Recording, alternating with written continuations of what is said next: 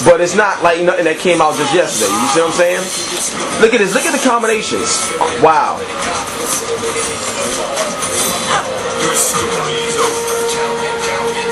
Now, one thing about this game that I wish they had is like a dodge. Like, you see how in God of War, even if you're blocking, you can roll to the left, roll to the right, and get out the way.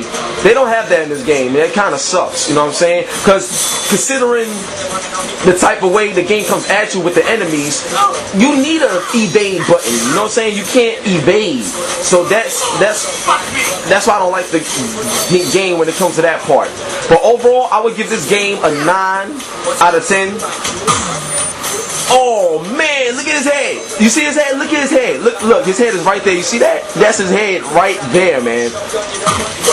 Get out of here, dog. You stupid? I'm the man right now. You know? So, between all aspects of the game, from fun factor to sound to gameplay to graphics, presentation, story, you will be blown away. And another thing about the game that's so cool, wow, my bad. Wow.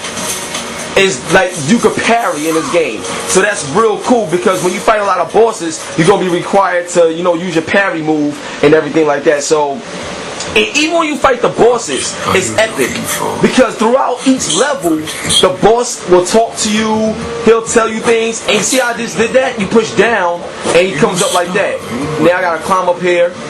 Bloody face, go around here. Then you gotta do the wall run right here. Boom. You know what I'm saying? And everything flows so perfectly. No problems. You know what I mean? So that's basically Afro Samurai in a nutshell. And I'm gonna just let you see this part, and then after you see this part, you're gonna go crazy. Keep watching this part. You will go crazy.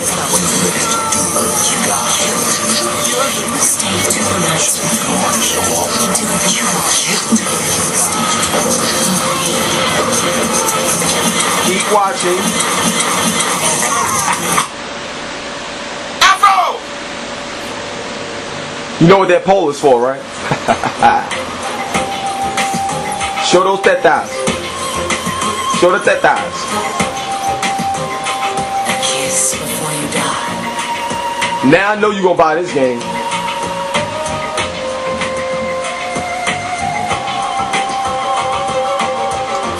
That's where we're stopping. So anyway, one love and God bless. That was Afro Samurai, HipHopGamerShow.com. You know what it is. Go buy it. 9 out of 10. Peace. Yo, it's the Hip Hop Gamer Show. You already know what it is, man. I got my man Alone, or is it Allen? I don't want to get it wrong. Yeah, that's fine. You can use both, but it's actually alone. It's like alone, but without the E, because I'm not alone. Got you. That's what I'm talking about now. This guy is amazing, and I'm telling you guys about him. Why? Because this guy is behind the infamous PlayCast, and it is gonna blow you away once it's released. So, I mean, damn, yo, this is amazing what you guys created. Let me ask you this: how long has PlayCast been worked on? How long has it been in development? Yes, just to give you some background, and also, to be fair to my colleagues, actually, it's not only me behind PlayCast. PlayCast is a company that was founded 3 years ago by a bunch of scientists and executives that came from a company called Harmonic. Harmonic is one of the biggest video-on-demand providers in America. Now, actually, I joined PlayCast only earlier this year. I used to work for Fox Television. I'm sure you know Fox Television. Wow. So I'm actually a TV guy. Now PlayCast evolved out of technology. Now I joined PlayCast a few months ago to help PlayCast to take this amazing technology and put together a robust media business, because it's all about content, it's all about audience, it's all about media. So even if you have the most basic technology, you still need the content to be compelling enough. So my job is to take this amazing technology and to make it a content proposition. But the amazing invention of PlayCast that actually enabled this wonder, this magic to happen was invented not by me, but by an actual scientist, a video scientist. Apparently there's a profession called a video scientist. Wow, that's incredible, man. Yes, so the guy name is Nathan Peterfound. And Nathan Peterfound is one of the most acclaimed video scientists in the world. He's also one of the authors of the video standard called MPEG-4. Now, for the non-techie audience, I can say that MPEG-4 is actually the video standard that enables video networks to broadcast HD.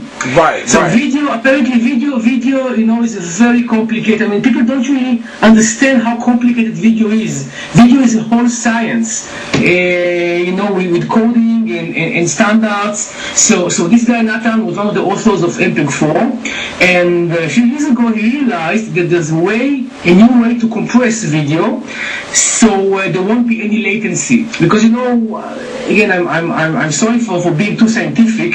Go ahead. You need the information. Yes, stop me if it sounds like gibberish, okay? I can always elaborate and clarify.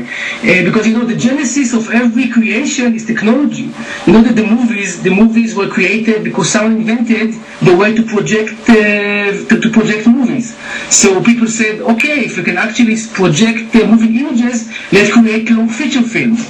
So and you know that electronic music was invented because of the new way to produce electronic music, synthesizers and electronic drum machines. So as you know, as an artist, creativity and art and content always rely and always comes from technology, because technology enables new way to create and deliver content. Okay. So PlayCast, the genesis, the PlayCast started as an invention that enabled almost the complete reduction of the video latency. Now let me explain. I'm sure you know what video on demand is. Video on demand. Yeah, I know what video on demand is. Yeah, great. So whether you live in America, so whether you have Comcast or Time Warner or Cablevision or Charter, one of these cable companies, so probably you have VOD, because VOD during the last few years became more and more dominant in the way people consume video content. So you know that when you play video on demand, you don't really play it from your own set-top box. If it's a cable or IPTV operator, you play the video file from the head end, which means the set-top box, the box that you have below your television or on the television, is actually an extender. Nothing really comes down to the box itself. The box delivers your commands from your remote control to the head end. Yes. So you can do pause, and you can do play, and you can do fast forward or rewind. You're actually playing a file that sits on the head end.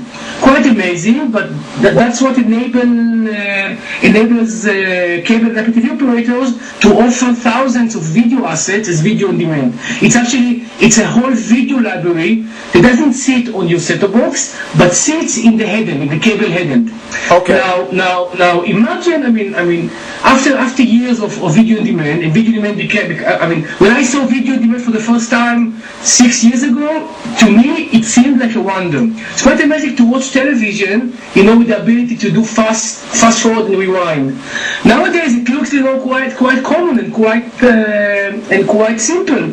But 6-7 years ago it was a wonder to actually play video on demand. By the way, HBO was the first one in the States to provide video on demand. Okay. Yeah, exactly. So imagine a way not only to deliver a huge library of video, but also to use the same technology to deliver video games. That's crazy. When you tap into Blockbuster, you can actually rent almost every video asset, and you can also rent games. How come on television you can rent video assets but you cannot rent games? It's crazy, because television in one hand became the most popular outlet for media consumption. So how can't you consume the most growing and evolving type of content, which is games. Yeah, exactly. I'll tell you the answer. So there is an answer. The answer is that when you play video on demand, there's still latency, delay. So from the moment you press the remote control, from the moment you give a command, to the moment you see the picture response, it takes between 200 to 400 milliseconds. This is okay when you watch television. This is okay when you just control the picture, but it's